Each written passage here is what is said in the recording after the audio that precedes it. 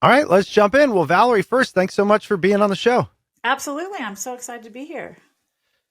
I was kind of just mentioning this to you as somebody who pretty much communicates for a living between either the podcast and or my profession doing workshops and seminars and speeches and all this stuff. When I saw your book, I felt a little vindicated. I felt like you are standing up for those of us who believe in communicating in a way that is authentic and not overly uh, constrained.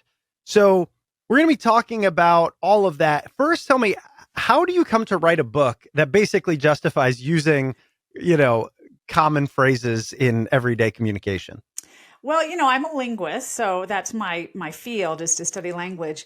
And the funny thing is, we think of this as sort of vindication, but actually it's historical accuracy. So I'm actually writing a Mm, book to set the record straight rather than to vindicate. And by letting people know what the reality is, sort of the scientific, the historical, the empirical facts behind the way we speak, I think vindication will just be a lovely side effect of that. I love that. That's a good point. And you mentioned that it's not just vindication, but it's actually backed up. Let's start here. What do you think are the biggest offenders in terms of people's perception of poor use of slang and language? What are the types of things we're kind of arguing against here? Well, I think, the problem is we have this really strong prescriptivist notion of what speech should be. And this is Mm, really indoctrinated into us since the time we're tiny little things. You're a parent. I'm a parent. hmm And of course, what you do with little kids is you correct them all the time. You have an idea of how they should speak. Now, of course, there's natural developmental processes. So kids aren't born talking, they're born learning language, acquiring language from a preset system that they already have the tools for. But hmm we as parents want to make sure our kids have the opportunities that we did. We want to make sure they fit in ways that we want them to and that they achieve success by ways that we've defined it. And so a lot of that has been tied up with language, just like manners, right? We teach our children manners because we have certain social expectations for how they're supposed to behave.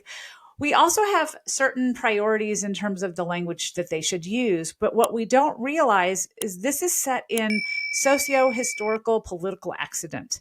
There is mm, nothing about those speech features that is wrong.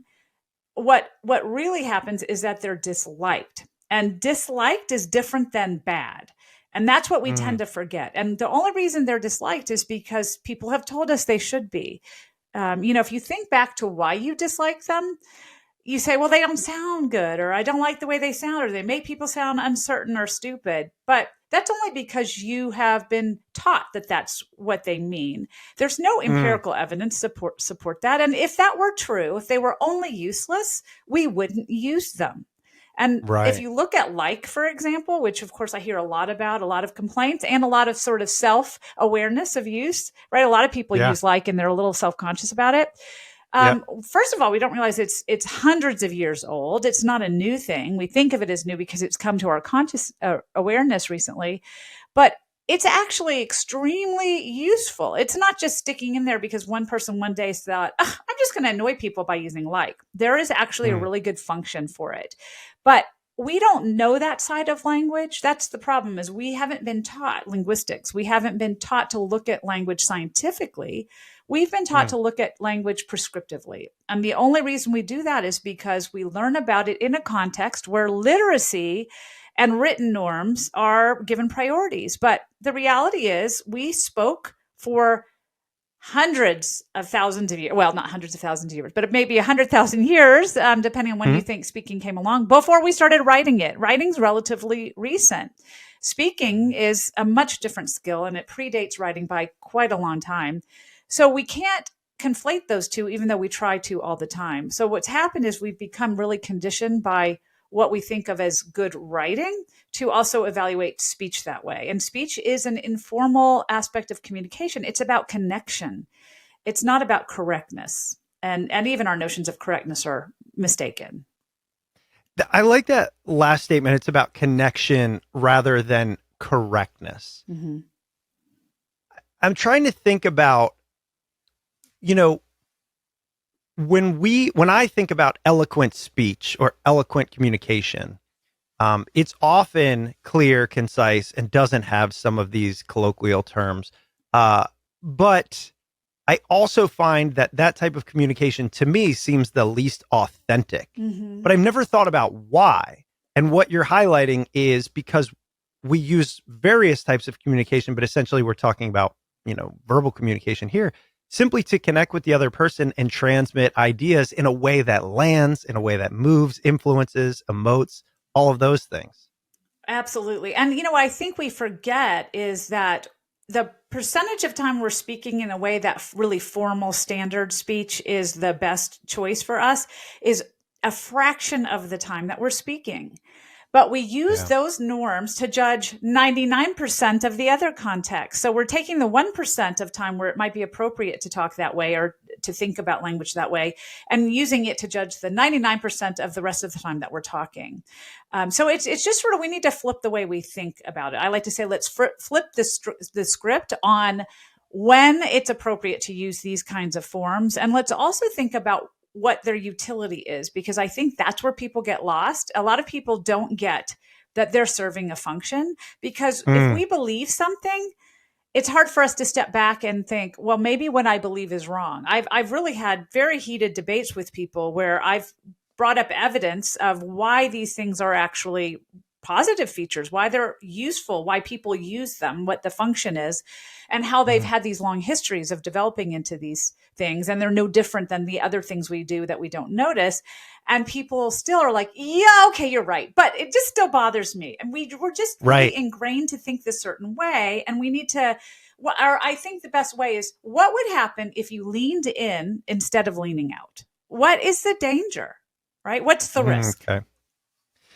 So for those listening, haven't read the book, unaware of it, give us a little bit of a peek behind the book covers on the common lexicon, the common phrases that you are really supporting. You are scientifically discussing the usefulness of, so we know what kind of language we're talking about here. Okay, so what I've picked in this book are the things that I heard a lot of conversations around as features that a lot of people use but feel self-conscious about using in their own speech. So in this book, I'm not really going into a lot of strong markers of speech that maybe are from groups we tend to, as a society, disfavor. And that is also a whole discussion of how that comes about, this idea that sort of ethnic markers, for example, are bad speech, because their historical evolution is actually fascinating. But that wasn't really my goal with this book. What I wanted to do is not just go into ideas about speech in general and things we think are bad, but I wanted to go into the things we think are bad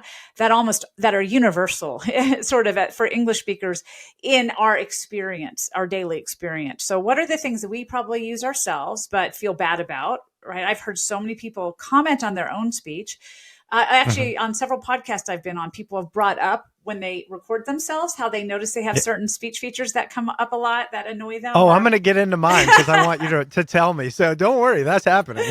So, people know what you do. And there's a reason you fall back on those habits. So those are the ones I'm talking about. Also, the ones that have made headlines, I really wanted to take on, because most of those headlines, and those are things like or vocal fry or singular they, those things that are really debated in our culture. Those are the ones that are often based on misinformation when we read about them. Those are not legitimate arguments that are being made against them. They're born out of the fact we don't like them. They're born out of our beliefs about what language should be like, without the recognition that that is just one perspective and there are other perspectives that are empirically based. So I'm not arguing that you have to like these features. I mean, we have the right to dislike things. I might dislike ice cream, but that doesn't make ice cream bad. It doesn't mean somebody else shouldn't like it. So I think that's where I want to go with this, is I want to make sure people are aware of the features in their own speech that are maybe disliked or reviled in the popular media, that are actually fine. And they might have a place that you can use them without any kind of consequences or worries. I mean, you may want to change it when you're going into a job interview because you don't know other people's perspective, but that doesn't mean it's your fault. That's actually a them problem, not a you problem, but that's a them problem that you'd still need to watch out for. But these are the features I'm talking about, right? The ones like tags and vocal fry, those kinds of things. And that's what I was thinking, which is what it helps us do learning about this is to free ourselves from some of the worry and concern about how do I sound and is this right? Am I sounding stupid, etc. Because to your point, I mean, by whose definition? The flip Right. side of it is awareness of your language patterns and what might be an annoyance is also beneficial if it's going to lead to you getting something you need or you not getting something you need. Right. I mean, it's sort of the know your audience kind of thing, Right. right? Right. Now, what's Yeah. interesting is if you look at the distribution of these features, they're generally the ones I talk about in the book. They're really rapidly increasing in American English and actually in a lot of global Englishes as well. So the book really covers a lot of different Englishes, even though it takes American English as its sort of base.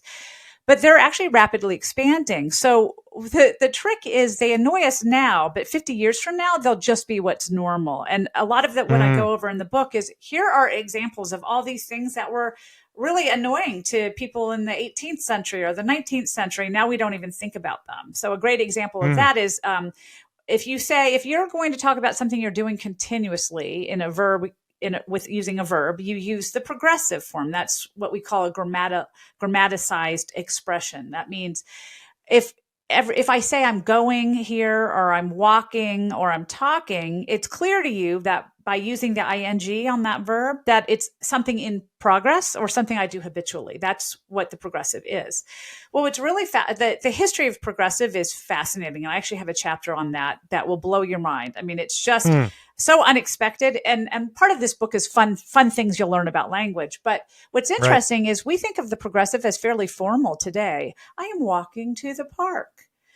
But it Mm. actually was considered a bad feature up through the 19th century. It really wasn't until the late 19th century that using a progressive was considered standard.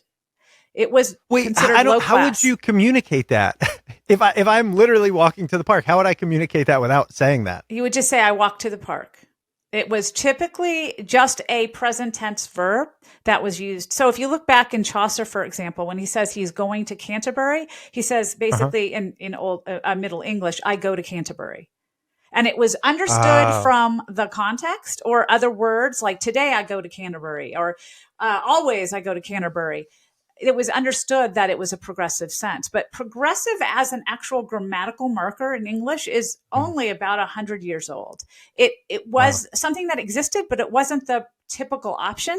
And it was usually used in very informal, subjective speech among intimates. And it was considered sort of a low class feature. And what's really fascinating is if you look in writings from the time, which is how, obviously we didn't record speech in the 18 and 1900s or very much. But what you find, well, in the 1900s later, but early on, we don't have a lot of Yeah. recordings. What you find is if you look at letters that were written by lower class speakers and women, that's where you predominantly see the progressive form. And so it Uh-huh. gradually increased from those groups who are basically the leaders in language change through time. And gradually it became not just what they do, but what everybody does. So today we don't even think of it. In fact, just as you asked, well, how would you do it differently? It just is Yeah. so obvious. But it was something that was commented on as being not good speech in the 18th and 19th century. So, it's just a matter of perspective. Well, and you know what's interesting about that? And since I have you on the line, I'm going to ask. I have long held this belief that we are getting less articulate over time. I've seen videos of I'm thinking of one specifically, but people, 100 plus years ago. I mean, I guess it's not videos, audios, just different types of communications where the speech patterns are really not only are the patterns unique, but the phrasing is unique, and there's a lot less of the jargon. And even in younger adults, they sound extremely articulate, and so it leads one to believe, and I think a lot of people think this way, that we are Mhm. continuing to bastardize the language. But it sounds like you're saying that's not actually true. It's not actually true. I mean, there are a number of things you have to think about when you see things like that. Is first of all, the selection of materials you have is limited. So you are living in an age where Right. everything is available on video, for better or worse, and many times for worse. Right? Anybody can say anything they want on video, and it is true that there probably has been a measurable shift in formality of the way we talk in public forums. That is probably true. So we use more colloquialisms when we're talking in formal context today than we did 100 years ago. But there are a couple of things. The result, the recordings or the audio that you would get, or even the few videos that exist from 100 years ago, are selectively more formal and more articulate than the average speaker would have been at that time, right? You're seeing a very selective sample of who is talking versus comparing it to the massive influx of a variety of speakers today. So that's not a fair comparison, right? That's apples to oranges, first of all. The other thing is we often think things that sound quaint as being more formal and more articulate. So there is a lot that has changed in even 50 years. In fact, our vowels are radically changed in how they're pronounced in American English.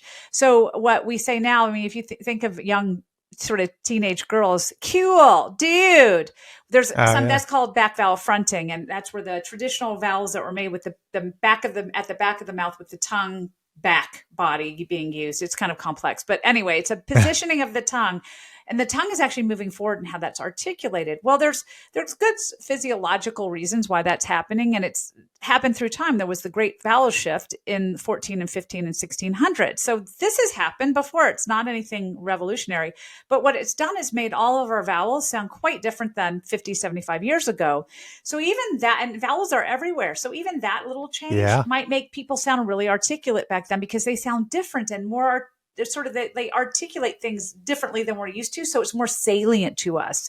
And what we find in speech is salience matters. When we hear things that stand out, it seems to be conceptually more meaningful to us, which is probably one reason why we innovate in language all the time, because different sells, right? Different stands out, and it makes you have some sort of iconicity a lot of times in a group. Well, same thing happens when it's a speaker from 100 years ago and that sounds different to you. It usually is different in a better way because it's something sort of cute and quaint and charming.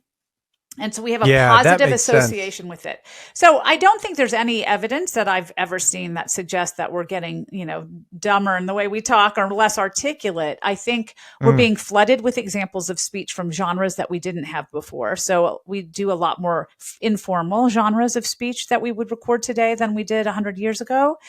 And also things have changed so much that our word usage sounds very descriptive, because it's different. So, a great example is how you'll hear an old recording, I shall go, right? Mm-hmm. Where all right, we must go to the dentist, even makes it sound more, wow, that's highfalutin dentistry, right? Yeah. But now we say, I got to go to the dentist.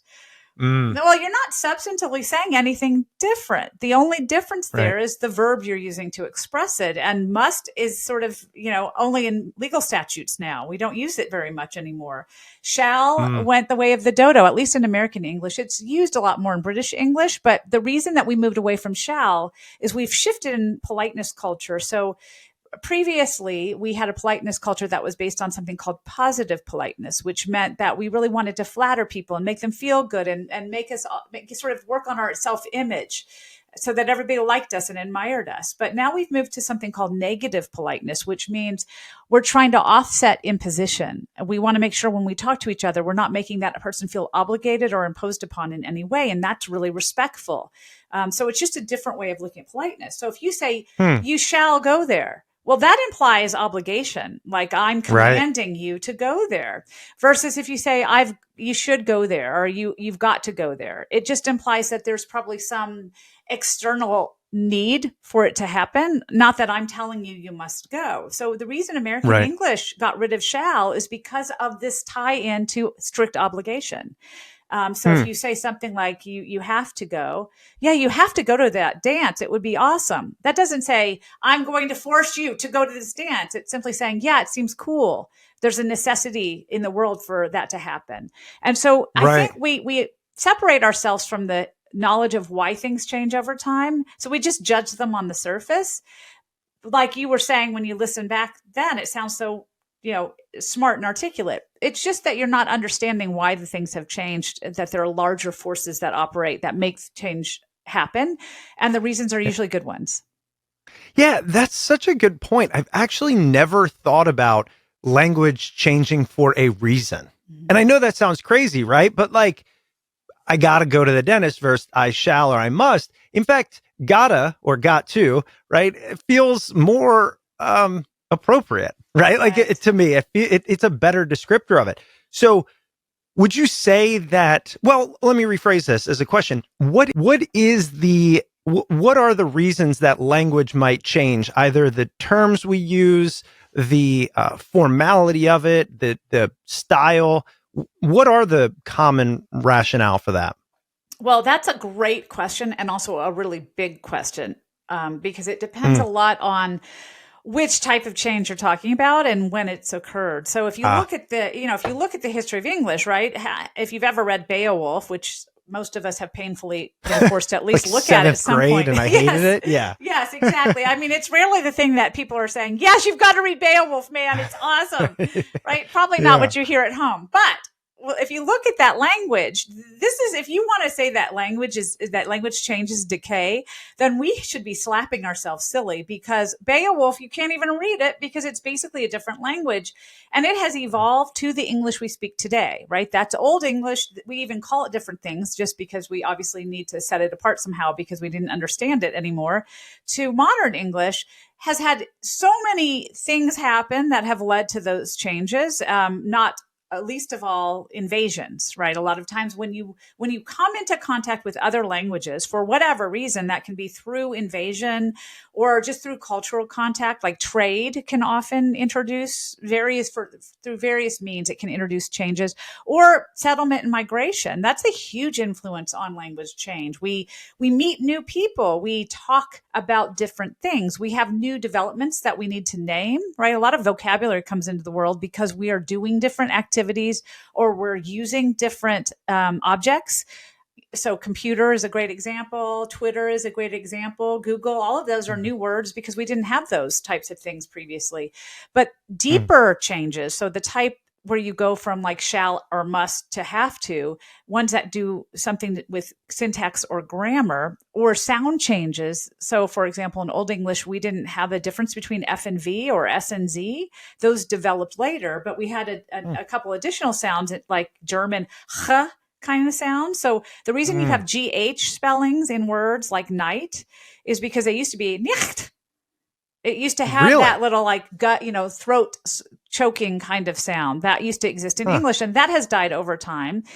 And those are things that evolve because of large scale cultural shifts, social forces, invasions that happen at times where underlying pressures linguistically kind of met them in the middle, and whatever pressures those social forces emitted on the language system were able to come through at that moment. So we have these underlying pressures on language at all times. We have a cognitive preference for certain types of sounds and certain types of combinations and certain processing issues that we have depending on how language is formed. So sort of grammar. There are certain ways we structure grammar because it makes sense to us in processing.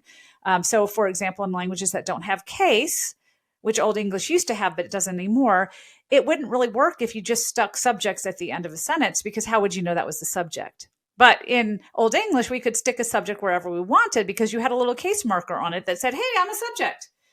So, from a cognitive standpoint, certain things go with other things. So when you lose those things through language contact, for example, as we lost case due to different shifts in our stress pattern, then your brain is like, wow, I've got to reorganize this because I can't understand who's doing what to whom anymore.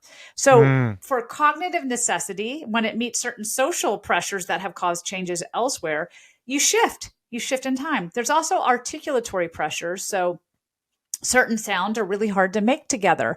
Say a word like sixth, right? That's like Sally selling seashells. I can barely say that too. It's very complicated. So it's a natural inherent pressure to reduce consonant complexity in words like that. So all of us do it to some degree, but sometimes you come from a language background. Your family might come from a language background. Your ethnic group might come from a language background where consonant clusters aren't allowed at all. Many, many languages don't allow any consonants to come into contact. So for example, Hawaiian bans all clusters. And Hebrew. Wait, what does that mean? Bans all clusters. That means that you cannot consonants. syllables. So if in a word like me, you have no Uh-huh. consonant clusters. It's just a consonant and a vowel. But in a word like Okay. sixths, which is one syllable, it has a lot of consonants that cluster together. Does that make Oh, okay. sense? I see. Yeah, Some yeah. languages don't allow it at all. So if you are a language that's borrowing a lot of terminology, so English has become very popular to borrow, and you might take a word from English and it has a bunch of consonants, it's going to cause some problems. So you're either going to add a vowel to break up those consonants or you're going to delete some. So what Mm. happens when you have a mass influx of people who don't have consonant clusters allowed in their language? Well, as you start to live together and assimilate, that's probably going to affect your language. And it's all born of a natural tendency. So that's what I meant when I meant linguistic pressures meet social forces, right? And they Yeah. have to come together at specific times and places. So we don't just randomly delete consonants. We typically do it when there's some sort of social trigger that makes it more allowable to do so. And that's what slowly, things like that slowly move language to massive changes over time. That was a really long answer, but that's sort of the gist. No, it's great because again, I mean, this is what's so fascinating about doing the podcast, right? Like, I like to talk to people about things that I've never thought about because I'm going to ask you some more specific questions about language change. But as we think about it holistically, I have, for some reason, never assumed that the majority of changes in language were due to a mixing of cultures, if you will. And maybe call me, naive or stupid or whatever, but I just kind of see like, okay, I live in America. I think of English, American English. That's what I'm surrounded by. We all speak it. How could it be shaped by the people who do it every day? But that is a very myopic view. One, it's not taking the length of time into consideration, but it's just also not taking the idea of what's going on every day as cultures continue to mix and people Right. come in. I don't know. I think there's things just with anything we do in our lives, we get so used to it, we don't recognize the scale that shapes all of it. And language is a Right. big or a great It's idea big. of that. I think that's the trick is we all speak every day. So we think we know a lot about language and we do. We know a lot about certain aspects of language, but we don't necessarily know how it works. It's kind of like you No. drive your car every day and you're pretty good at that. But if I break down on the side of the highway, I don't know how to fix it. Yep. We just don't understand the mechanics of language. And the Nope. mechanics of language are really what drive the things that happen that we tend to think of as bad. And, I think also it's important to note that it's not simply contact among languages or different cultures that cause language change. That is Mm-hmm. one major force that has shaped English over time massively. So you had, of course, you had the Northmen or the Vikings in the 8th and 9th centuries that were surprisingly influential. I mean, I think people tend to think of them as just coming in and raiding and leaving with great prizes and gold. But actually, there was a lot of settlement and assimilation. And that was a big mixing because the Vikings had Germanic dialects that were quite similar to the West Germanic dialects that were basically English comes from. And so whenever you have dialects that are pretty close to the same language together, that also causes a lot of mixing. So we have a Wow. lot of Viking words that came into English that are fundamental to English today. So a great example is they, right? The pronoun they and the pronoun them, those are actually Viking borrowings from Hmm. Old Norse. So, a lot of these everyday words like window and sister, those are all from Vikings, right? So from Old Huh. Norse, and we don't even think about these other facets. So that's not really it is. I mean, there were a different variety of German, but it's again. We often have contact with people who speak a lot like us, but not exactly like us. And that influences us as well. Right. Or we have social pressures that happen that make us start thinking about projecting a different identity. And that also is a really important factor. So I'd say more today because we don't have these kinds of widespread invasions that we used to have in Old and Middle English periods. Yeah. Nowadays, we have some cultural contact with people that speak a different language. So Spanish would, of course, be a big influence today. But the bigger influence on modern English is actually social identity and how we project social identity through language. And we often don't think about that, but it's a huge force on language, a huge one. Wait, help me understand that. So, explain that social identity impacts language. I don't understand. Well, it's a great question, actually, because it is something we don't think about. But I want to compare it to social influencers. So, you think about TikTok or Uh-huh. Instagram, and there are people that become incredibly powerful on those mediums because they do something similar to what a lot of people are doing it, but they do it in a way that catches on. And then people emulate them and they become super popular. And then they have, 5 Mm, million followers and great amounts of money they're making, which is right. awesome. Well, language works a lot of the same way. There are social influencers in language, and usually those social influencers are those that are risk takers with language. So people that are not saying the same things everybody else says, because Mm, we like to stand out. And language is no different. And what happens is these really low level linguistic pressures that I was talking about on language, like this tendency to not articulate lots of consonants in a cluster, or there are certain sound sequences that seem to be more natural than others. Vowels often tend to front if they're made with the back of the mouth, which is part of that process of back vowel fronting I was talking about over time. These are just sort of inherent tendencies of language that we have witnessed happen over and over and over in all languages. So that suggests we have mm, some cognitive and some articulatory predisposition to move language in certain directions. So we all have these inherent tendencies, but if it were true that they were the full force of language change, then we would all speak the same way because we'd follow all those inherent tendencies all the time. We don't do that. So what's really important is who seems to model that behavior in such a way that those inherent linguistic tendencies take on some social meaning and then become popular and imitable so that others pick it up mm. for that same social identity. And that's where this idea of social influencers comes in, because these Okay. inherent pressures seem to be sometimes found in more groups rather than others. And that tends to be people that are less inhibitory with their language. So older white men are the most conservative in all language studies because they have a lot to Mm, lose by changing up the way they talk, right? Because they hold the mm, power and they have been rewarded over and over again for the way they talk. So there's no motivation for them to allow inherent pressures to take control of their speech, right? They just don't do it. It doesn't get yeah. any benefit. They get benefit from talking the way they talk. But think about children. And children are not in the same social world that old white men tend to be, right? Where they're Yeah. in boardrooms or in educational institutions wielding power.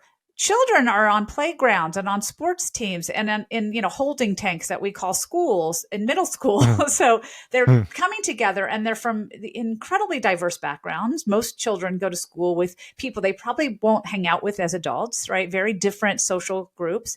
And they see so much more in terms of options for language. Not only that, but they yep. also have a lot more neural flexibility as children. So adults lose a lot of neurons as they get older. They also lose the ability to form new neural networks and make Hmm. connections. So that atrophies as we age. So you have these two things. You have this intense social awareness as Hmm. adolescents, and then you have this intense cognitive sort of structure building going on at the same time, Mm, which makes you primed for noticing very, very sort of subtle distributions and statistical probabilities in language that you don't notice as adults.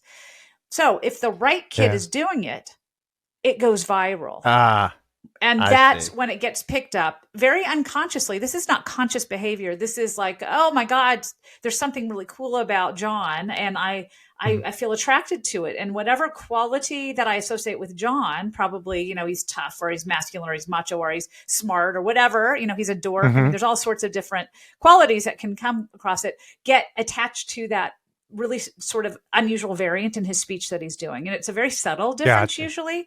And then Yeah. if I associate with that quality, as long as it's an alienable quality, meaning that it can be picked up, it's not one that's really strongly marked for, southernness or being African American or something where it's not sort of something I could take and put Right. on my own speech. It gets adopted by others that identify with that quality. Then all of a sudden it becomes a new craze. So it goes the linguistic equivalent of viral among a certain Hmm. subset of young speakers. Well, those speakers get older and they become the next adults, and then that gets passed on to their children. And children have a serious propensity to move language forward. So any very subtle, low-level tendencies in their speech that has a social backing, meaning there's some social benefit for doing it, that seems to keep moving, keep progressing forward till it becomes more widespread, more widely diverse, used in more context. And it then becomes the new norm. And that's how language change proceeds. So it doesn't even need to be language contact. It's social contact. Does that make Yeah, sense? it does. Cause I was going to ask that actually, how even generationally, I mean, you're talking within a decade or two, things shift so much. And I actually do want to talk a little bit about generational language, because I now feel like I'm the old guy, right? When I genuinely can't understand full sentences of some 12-year-olds. And it's funny because as you were mentioning the whole kids, children, all that often being the ones to change the language, it reminded me of the phrase that my 7-year-old might still say, actually. He said it for a while that I thought that makes a lot of sense. He would say yesternight instead of last night. He would say yesternight. We did it yesternight. Right. And I remember going, dude, that makes sense. Like if it's yesterday, why isn't it yesternight? And so, Right. So I could say, creative. right, and to your point, like the neurons and the awareness and all of that, they don't have the rules. They're just trying to explain based off the knowledge they have, which oftentimes can simplify things. And then I could see, especially with today's, availability of finding people, if that language caught on, that leading to a change. So Right. I can see all of those social contexts at play there.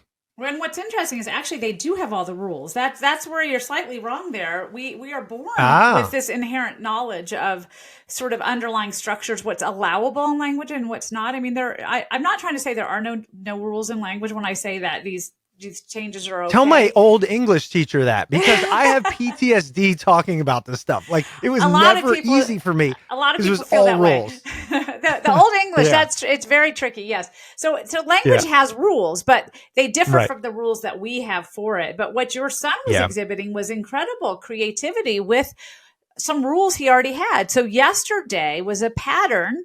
So what he was doing is pattern analogy, which is actually quite Mm-hmm. complex. And that's what we Mm-hmm. actually lose as we age. We lose the ability to do these really intricate analyses of patterns and then apply them Yep. into new situations. And that was a perfect example of a kid doing that, right? He Yeah. was I remember taking when a he said it, I pattern was like, and adding that it. makes sense. It does. It makes total Yeah. sense. Total sense. So there's a couple of things, and I was alluding to this. Let's talk about generational, and let's talk about today, the things we're seeing today, right? So I am almost 40. So let's say I was in high school, was that 22-ish years ago was the last time I was in high school. That doesn't seem that long ago in terms of change to be able to happen. I mean, I get it, but the language is already drastically different if you were to go be a senior in high school. How does that happen so fast if we are raising those kids with our language? Well, it's really language change does happen very fast. It can happen in a couple of decades, but Mm-hmm. there are different types of differences, and that's sort of key. So, if you're talking about vocabulary is very superficial. It's an extremely easy thing to pick up because how often do you say hella? Right? I mean, you don't say it all Right. that often, or I don't know if I've ever said it, to be really honest with you. Probably not. I live near California, so I'm in the area of Northern California, so I probably heard it a lot more and maybe even used Oh, it I know myself. people say it. That's what I'm saying. Yeah, But exactly. Yeah. yeah, so or my daughter is talking about a word now called say she's like, oh, he had maximum riz. And Riz, I just learned about that like yes, a couple months ago. I love listening. It's very handy having teenagers because I learn a lot of new Right. lingo. But I can pick That's what those I'm up. saying though, for like you using you as a great example, right? With your teenager. Okay. It's not that long ago that you were the one, your generation, our age, whatever was driving the conversation. So to already have so many words we don't understand, how does that happen? Well, because as I was saying, vocabulary is very easy. It's so easy to learn new words. I mean, I could set a task for myself to learn a new word every day and I could do it. But I can't Mm-hmm. set a task for myself to learn a new vowel every day. So yeah, there are Right. different levels of language that can change, and vocabulary is the most accessible one for change. And it's also the most visible one. So if I start producing a vowel slightly differently, so a great example Ah. is the a vowel. It's actually very different depending on where you're from in the United States. So, and if I'm Mhm. from California or Nevada, I'd say I'll put my groceries in a bag. So I Oh yeah, back my yeah, ab, yeah, but if I'm in New yeah, York, I'll yeah, back my groceries. So just yeah, that one yeah. little change, but that's taken a lot of incremental little changes to get to those. And people don't notice them Hmm. until, wow, it's 50 years later and suddenly you're putting your groceries in bags. But Right. but vocabulary items though, I could just pick up. So if my daughter is using Riz, I can go, oh, that's kind of a cool word. I mean, she hates it when I do that, but I can. Sure. So Yeah. it's pretty easy and it has a lot of power. So if I pick up a word that's young and hip and I use it in school, it gives that quality to me pretty quickly. I mean, as long as it's authentic. So Ah, I can't use it very easily. If I walk around saying Riz, I don't get a lot of right. friends that way. But if my daughter Yeah. uses it, it makes her fit in really easily. So it's a very accessible way to learn new things to make you fit into a group. But I Mm. think the more substantive changes, which people think is just a vocabulary people have stuck in, but it's actually not. And as I have a whole chapter devoted to like because it is fascinating. It's actually a Mm. grammatical feature, and it has a really interesting function. Actually, several functions, none of which are just an arbitrary word stuck in. So it's not actually just a vocabulary word. It's a much deeper level of shift, and that actually though has come into our language really fast since about the 1990s. So there were some Canadian researchers that looked at data from the early 1990s and compared that to one decade later in Canadian speech and sort of spontaneous speech that they had a corpora of or a collection of. And they found that the use of like used in this non-traditional way as a discourse marker or a quotative verb had increased about 60% in that one decade. So here Wow. is something that shows an example of exactly what you're talking about with, you have in the 1990s, people didn't use it all that much. It was sort of relegated to a specific group, Mm. young Californian kind of identity. Then all of Hmm. a sudden it took off like wildfire. And now we are 30 years later and like is everywhere. So it did travel very quickly. And that happened because a very influential persona or social identity gets associated with that feature, that it becomes recognizable not just to the people that are using it initially, but then whatever quality it represents starts to be considered useful or whatever purpose it serves to more and more groups really rapidly. So it's spreading this way across the social hierarchy. So it starts in one group and then within, a few months, it's, oh my God, that's really cool. I'm going to start doing it. And then it just Mm. picks up steam, and it happens with young kids first. So if you look at the same research that these researchers in Canada did, they studied very young kids.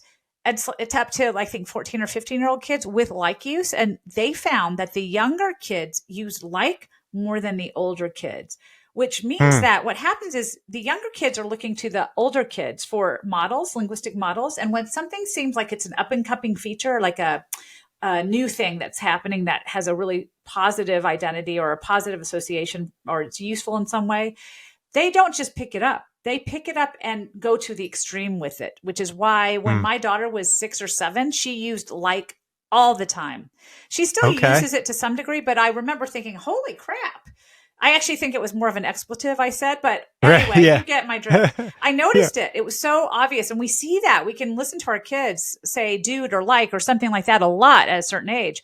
That's usually slightly younger kids, like 10 and below, because they're practicing and they're trying it out. And we call that the adolescent peak, which is where their use really skyrockets because they've taken a feature that's used in the next generation, like the next decade up, maybe a 15 or Mm. 16-year-old, and they're learning it and they're trying it out and they're playing with it. If it feels successful, then they'll slowly dampen their use, but they use it as still at a higher amount than the people before them.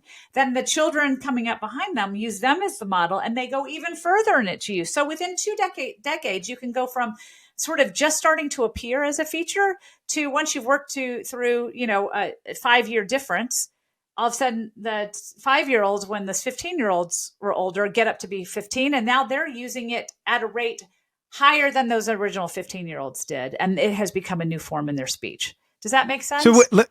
well, I want to clarify because I think I have an aha here. So are you saying that if younger kids, we'll call it, 6 to 10, whatever it is, see a or hear a word get used and it seems like it maybe has some power, some usefulness, they will overuse it to see if they get the same result. And if that's the case, one, that's a easy way that word kind of lives on. And two, that's how they learn to properly utilize it in their vocabulary going forward. Is that like general? I would say generally that's right. Just, I mean, it depends on what you're talking about. I'm sort of probably talking about something other than vocabulary here because, as I said, vocabulary is very quick and fleeting. A lot of times vocabulary words will die out before the 5-year-old would even notice it. And they're usually not in the same space in terms of what kinds of things get talked about by teenagers versus 5-year-olds. But more these sort of systemic patterns like use, like vocal fry, like using dude, which actually is more than just a vocabulary word. Dude is used as a sentential marker in many ways. So I don't know, you said you have boys. I don't know if you've noticed them saying dude a lot. It's sort of bro now, I think, but it's bro. Yeah, it's but bro. They use it a lot because they're trying out its power in a very subconscious kind of way. And then, so low-level features like vowels, we find the same thing. It's not conscious. Little kids aren't saying, well, I'm going to try this out. They're just learning what the people around them say versus their parents. Because if you think about it, if you're a parent that comes from a different country and speaks with an accent, like my parents both had French accents, I don't speak with a French accent because they're not the model. Right? They're not who I care about once I hit school. So I learn my parent system. Then I go to school and all of a sudden I'm like, look at these cool people. Who are you, parents? You're so uncool. Yeah. I want to be as far away from you as possible. I want to talk like them. So it's called vernacular reorganization. That's sort of the fancy word for it. And it simply means that our grammar starts reorganizing according to our peer group. And it's not as conscious as I'm trying this on and seeing if I like it. It's more, I'm using it. We tend to find this example where younger kids use it to a slight degree more or even extensively more than the generation before them. If it's a new norm coming into play, some things don't get picked up. But if it is something that we're going to have that change, you were talking about rapid change within 2 generations, in 2 decades. That's what the pattern will find. Sometimes they don't get picked up, but in that case, it would. Okay. So that's interesting because when I think of a word, I think of it as a vocabulary word, but the difference being, and you've mentioned it a few times, words like or maybe dude, bro, whatever, they are more than a vocabulary. They are a tool of communication. I know what you're trying to say, but it's like a grammar. What is it called? I don't even know. A style? They become part of our linguistic style, and they have a function. They have a function. Right. There we go. Either become grammaticized, meaning they are starting to encode a certain type of grammatical purpose, or they've become registered with meanings, which means that we have started to associate them with some conventionalized purposes beyond simply being a random vocabulary word. So, I mean, dude's a great example because it is a word that's not just a term. You might say, dude, which means stop it, asshole, right? I mean, has that sense? Or you might commiserate, dude. Or you can say, dude, look at this, where it's not like you're not calling someone. It's not the same thing as, hey, I'm just calling this friend a name, right? You're saying, gotcha. This is a discourse marker, dude, where it's sort of saying, hey, look, pay attention to this. It's serving a function beyond just what the meaning of that word was, which is funny because the meaning of the word dude actually 100 years ago was incredibly insulting. It had nothing to do with the meaning of dude today.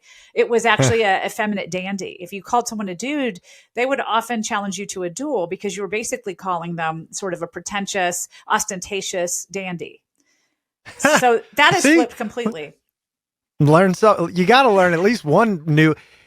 The reason I wanted to poke on this is because, and I have to just because I have children, but I think it helps us understand the thing. Bro is a big one. The thing that I've noticed a ton in my 4-year-old is the word literally. I mean, he says it constantly, but I'm starting to sense why. I mean, a guess, and this is more of a question. I know I use it and I use it with emphasis, right? Mm-hmm. And there's a big point of attention to it. So I don't use it that often, but if I'm talking to my wife, I'll say, no, he literally did X, Y, Z. And so I can imagine my son being like, okay, that had a lot of weight behind it. And so he just uses it everywhere. I So feel you're like that's a talking about, similar type thing. right, literally use non-literally. Is that what you're talking about? Your son uses it non-literally, Yeah. which a lot of people Yes. really hate. And actually, that's also a chapter in the book because that's one of those other things that people say, I can't stop using it. But Right. I know it's wrong. And again, it isn't wrong. It's just not what some people like because they've been trained that literally means a certain thing. To that, I Mm-hmm. say, think about the word very. When you say, I'm very hungry, that might be the Mm-hmm. same case where you're saying, I'm literally starving to death. Well, I'm not literally starving to death. I'm still standing and I'm truly not on a desert island with nothing to eat. So it's non-literal. It's a figurative use of that sense. And it's used for emphasis. So your son is basically doing exactly what we've done for generations, actually centuries. He's taking something that he notices a certain emphatic use and distilling it away from this larger meaning that you've sort of set it into. So you're using for both emphasis and for literal meaning, right? Mm-hmm. Because you're using it Yep. literally. He Right. is pulling out just the emphatic point because it's a powerful word. But what I want to draw attention to is how this is exactly what has given us most intensifiers that we have used through time. So the word very didn't just mean highly, actually, centuries ago. It meant true or actual. And what happened over time is when something is true, it possesses 100% of that quality. Or if something's actual, it is something that has 100% of whatever you're describing, which is a very high amount, right? So it Mm-hmm. started to get used not in just cases where you were talking about true things. So often you'll see in old Bibles, in 15th and 16th century Bibles, even you can see it used to say he was a true prophet. He was a very prophet. You'll see it written. So very was used to mean true. And we still see it used this way sometimes when you say it was on this very spot that he dropped dead. And that means it's on this actual or true spot. Yes. But what speakers have done, probably children, heard their parents say he was the very prophet. And that was emphatic and that meant something big and extreme. So very started getting used for highly rather than true or actual. So now it's the rare and sort of obsolete use to say something is true using very, and instead it's the emphatic use.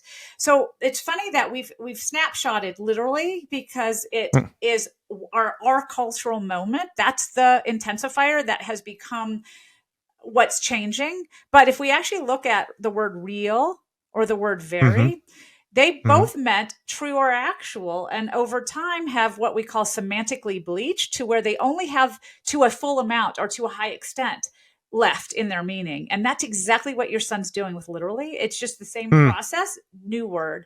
And because it's a new word and it's one that we still remember what it used to mean, it bothers those of us that use it literally. Ah, there you go. Which brings us full circle, actually, because this is where we started, right? Thinking about how a word might bother us doesn't make it wrong. And the word literally is actually that exact word, which is funny. I wanted to ask something that's been on my mind. I think I already know your answer, but I'm curious. It feels like we are getting more lazy with language. It feels like all the changes are in place to communicate lazily. And I have a feeling you're going to say, no, that's not the case because you are defending bad language. But it also feels like that could work because, I mean, everything we're trying to do is more efficient. It's more time restricted. It's everybody's busier. Is there any truth to that?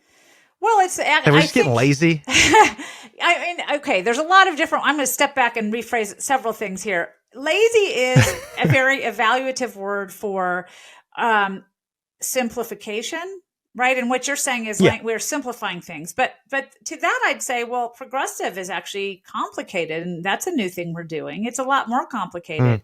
You know, you actually hear more and more people using multiple modals. Like he could do that, which is a very Southern feature. But you say, I'm sorry, he could do that. Yes, people are saying that. People are saying that, or they're using different. Like he will, possibly, might do that. You know, you do hear that come up. Those are actually increased complications. So we often say, you know, when a Southerner says, I could do that, you might say, oh my God, he makes no sense. That's stupid. That's Right. simple. Well, it's not actually, it's more complicated. And it's a Mm. Scots-Irish feature that came over with early colonization, and it just happened to be retained in the South because that's where a lot of Scots-Irish settlement happened. So it has a Ah, really interesting history, but it's not simplification. Or if you hear right. people, I've heard people complain about athlete, the word athlete, people say Hmm. athlete.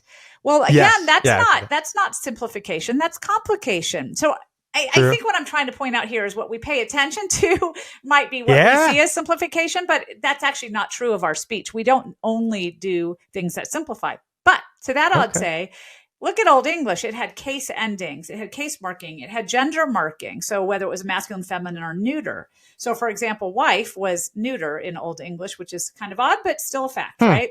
Okay. You had number marked on words as well. You had verb classes. So you had strong class verbs and weak class verbs, which is why you say things like swim, swam, swum, because that's a Mm. strong class verb versus Okay. something like, jog, jogged, which is a weak class verb. Well, the majority Ah. of verbs in Old English were strong class verbs. We didn't have that many weak class verbs, which were ed endings. But over Hmm. time, that got simplified, if you want to say it that way, where all these interior changes in words like swim, swam, sung, sing, swim, swam, swum, sing, sang, sung, those type things simplified over time. So more and more words just got ed added. So we have been doing this simplification process for centuries, but most it 20, 30 years ago, most people didn't say, oh, look what dumbasses we are because we don't use case endings anymore. So it's Right. I think you need the long perspective here in terms of the idea of Yeah. simplification. But I Yeah. think the point being, no, we're not getting lazier. Are we Okay. are we always moving towards more efficient communication? Yes. And does language Mm. tend to be super redundant? Absolutely. So, for example, if I say I have $3, I'm double Hmm. marking a plural. Because if you're not, Ah. if you're not from the outer space, you know that three means I have several. I have more than one Right. dollar, which means it's plural Yeah. by default. So I don't really need an S on that to mark it. And in fact, we're very arbitrary in what we've kept from Old English. Plural marking just happened to be one of the things that we Huh. left. And we only took one type of plural marker from Old English. So I used to say things like shoein and iron, just like oxen and children, because that's an Old Mm. English plural marker. So I just kept one plural marker. I've simplified that, but I don't really need a plural marker at all if I note plural in some other fashion, like three. So Hmm. redundancy reduction is a really integral part of language and has been over time. We don't want to be more complex than we need to. I mean, why? No one likes redundancy. If you had a company and you were running it and you had a lot of redundancy, Yeah. what is a better way to run that company? Is it simpler and lazier to get rid of redundancy? No, it's more Right. Right. efficient and Right. better. So Hmm. why do we think about running businesses that way, but get upset when people run language that way? I love the idea of the redundancy in language is what we might actually be getting rid of. That's Mm-hmm. such a better way of putting it in general. And the more we've had this conversation, the more I just realize like I'm becoming the old guy, which is just fascinating to think about. We're all the Last old question. guy. I know, right? Last question for you is when people pick up this book and they read it, what are you hoping they get from it? What do you want? What change do you want them to make in their behavior or their thought process? Well, I think it depends on what perspective you're taking when you come to the book. For those that have these features in their own speech, because those are the ones I've picked, the ones that people can identify with, I want people to stop apologizing for using them. I Hmm. want people to feel like, okay, if I use like, there's a reason I'm using it. If I have vocal fry in my voice, it's because I want to come across as more authoritative and more urban and professional. It's not because Hmm. I have this annoying tick in my voice. I want Hmm. to redefine the way we look at ourselves when we use these features so that we have a more positive outlook as speakers. I think if you're coming to the book with the perspective that I think a lot of our conversation has sort of talked about, like I Hmm. believe these things about language, and I need to be convinced that I'm wrong because I really do fundamentally feel that this is bad language, sloppy language, lazy language, and we need to stop it. I just want you to understand there's a separate perspective. right? You've had one perspective drilled into you your whole life. When you started school and people told you, don't end sentences with prepositions and don't leave your modifiers to dangle. And your mom and dad said, it is I rather than it's me. Those types of lessons that we've learned. It's okay Yep. that you've learned those, but you need to open your mind to realize that there are other ways to look at language and scientific ways to look at language. And just like if you go on a new diet, it's better to go on a diet that's informed through science and empirical research than just to say, yeah, I'm going to eat Twinkies all the time because I feel like that's going to help me. There are different, right? There are different approaches. And so I'm offering a secondary approach. So that's the takeaway I want is you don't have to like these features, but you do have to realize that maybe you've been misinformed about why you dislike them. And what my overall goal is, this will help enrich our communication going forward. And I think it does. I mean, just in this conversation, I didn't know what exactly we'd get out of it, but I had an inkling of why I wanted to have it. And just so everybody knows, a lot of it is because I was really good in school. Just all of school was but I sucked at English. Like it's still to this day, understanding where, and I know this isn't what we've been talking about, but where a comma goes, so grammar, and can't end with this. I just never understood it. I felt like there's a part in my brain that just doesn't deal with that. And so I think, a lifetime of knowing that lack of skill makes language even more complicated, or like there are more rules than there needs to be. And I think a lot of what you're saying is, to an extent, that doesn't need to be the case if you think about the use of language in the first place. Right. And also if you recognize that really the fundamental role of language is to help build connection. It's to establish relationship. You don't talk to the people you love with very formal English. You talk to them with the sort of language that intimates connection and solidarity and camaraderie and companionship.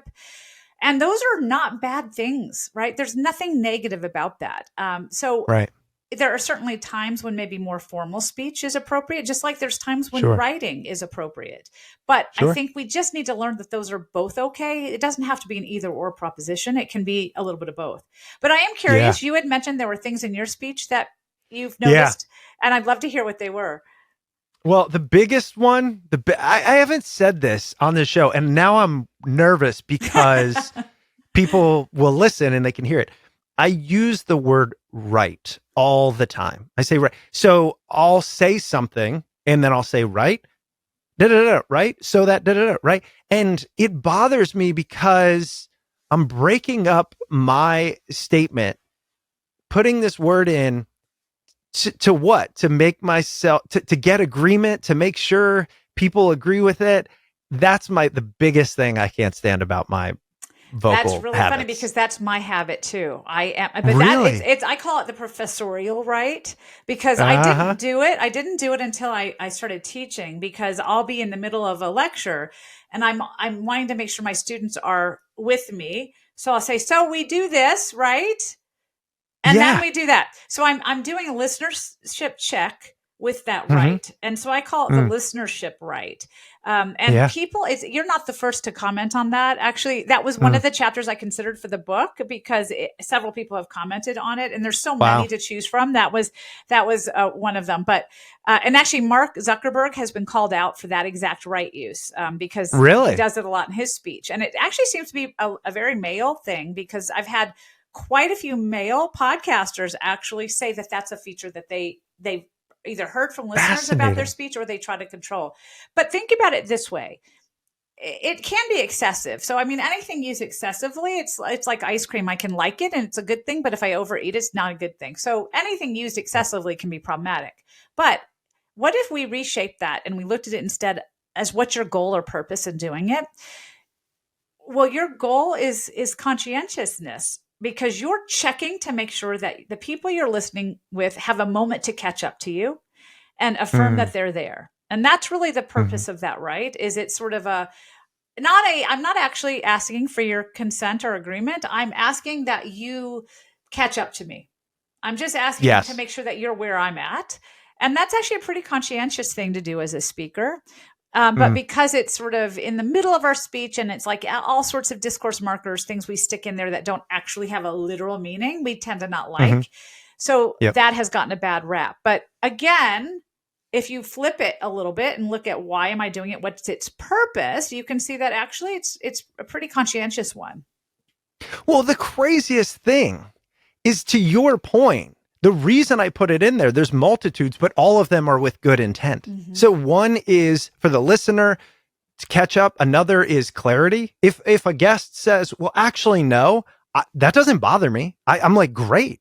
My point is to learn. So when I say, right, if they go, well, no, that's not true. So it is all with good intent to help the conversation, the learning, the retention, all of that. And it just, again, reminds me of what we're talking about. So why am I judging that, assuming it's not detrimental to the conversation because it happens too often, which I don't think it's quite there? Why judge that? Why evaluate it? Which is really what your message in extent is. If my whole goal is connecting, making sure there's me and you are connected, the listener and us are connected, big deal. It's really fascinating to think about that. It is. I mean, you think about, there's two sides to every conversation, and that's sort of where it gets a little bit fuzzy. Is there's the side of the speaker who has certain intentions when they're talking, and it's the side of the perceiver, the listener, who might take what you say in a different way. And so I think with right, there are people, if they don't like that feature, that might have a bad perception of it, and you're listening to those people, right? You're paying attention when with your paranoia about that feature, or you're trying to stop it from your speeches because you're not listening to your head, you're listening to their head. And so it's just who you're prioritizing. But my argument in the book is really, we should prioritize facts rather than beliefs. And that will help us get to where we need to be in terms of linguistic accommodation. I love it. And bringing facts to language. I mean, I even wrote it down, the idea of thinking about language scientifically. Even that statement is something that rarely, if ever, goes through our head, thinking of science in language. That's right. Which essentially is what you do for a living and why I wanted to have you on. So, Valerie, this has been excellent. I really love expanding my mind in this way and learning of things that truly I've never thought of, but have implications even outside of exactly what we're talking about. Your book, brand new book, Like Literally Dude, Arguing for the Good in Bad English, comes out. I mean, we will air it obviously after it's out, but just for my knowledge, it's around mid-April. I've got April 18th, it looks like. Yeah, around tax day. Yep. It's sort of, you're to make you feel better after you've paid taxes. Yes, it's April 18th is the date that Like Literally Dude comes out. I'm very excited. And we will hold off on the interview until then. Like Literally Dude, arguing for the good in bad English, standing up for all of us out there who like to use the word like or literally. Valerie, where else can people find you? Are you on social? Where can we learn from you so that we keep our communication habits going? Sure. Well, I do have a website, just valeriefridland.com, and that's Fridland. Everyone wants to stick an E in there. No E. You can go there and find a lot of the stuff that I've done. But I also write a monthly blog for Psychology Today, and that's called Language in the Wild. So if you just look up Valerie Fridland Psychology Today or Language in the Wild Psychology Today, you can see my thoughts on all sorts of different aspects of language. And that one ranges from anything that's sort of contemporary that month with our speech. And it can be things from accent hallucination, which is a fascinating way that we have accent bias, to the different meanings of the word love, to teen talk. It's a really fun blog to read. So I'd love it if people jumped on there and take a look at what I've written. That's awesome. We will link to that. Valerie, thank you so much for being on the show. Absolutely. It was a blast.